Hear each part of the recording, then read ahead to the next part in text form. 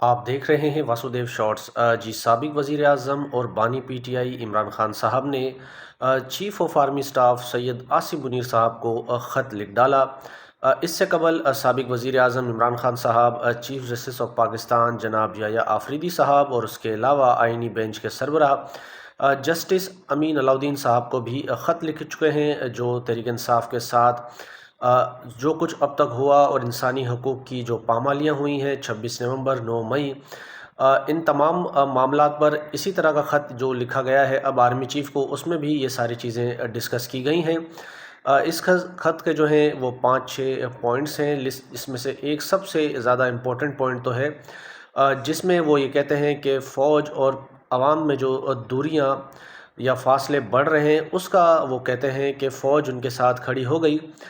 جنہوں نے اس سے قبل 2 مرتبہ این آر او لیا یا این آر او کی زد میں آئے۔ تو وہ کہتے ہیں کہ ہم نے الیکشن میں 180 سیٹیں سے زائد جیتی، 17 سیٹوں والوں کے ساتھ جو ہے وہ اسٹیبلشمنٹ کھڑی ہو گئی۔ عوام اور فوج میں جو ہے وہ فاصلے بڑھ رہے ہیں اور یہ بدنامی کا سبب بھی بن رہے ہیں، تو لہٰذا فوج کو چاہیے کہ اپنی پالیسی کو بدلے۔ انہوں نے کہا کہ بلوچستان کے جو جس وقت حالات ہیں،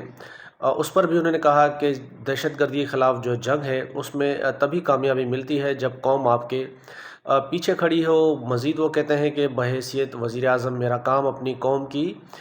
بہتری کے لیے ہی ہے، اور جو چیزیں نشاندہی کرتا ہوں یا کرنی ہے وہ یہی ہے کہ میرا پہلے بھی مقصد یہی تھا اور اب بھی یہی ہے کہ فوج بھی میری اور ملک بھی میرا، تو لہٰذا آپ اپنی پالیسی کو شفٹ کریں اور نیوٹرل ہوں۔ اس خط میں عمران خان صاحب نے آرمی چیف کے نام جو لکھا ہے، زیادہ تر فوکس ان کا یہی ہے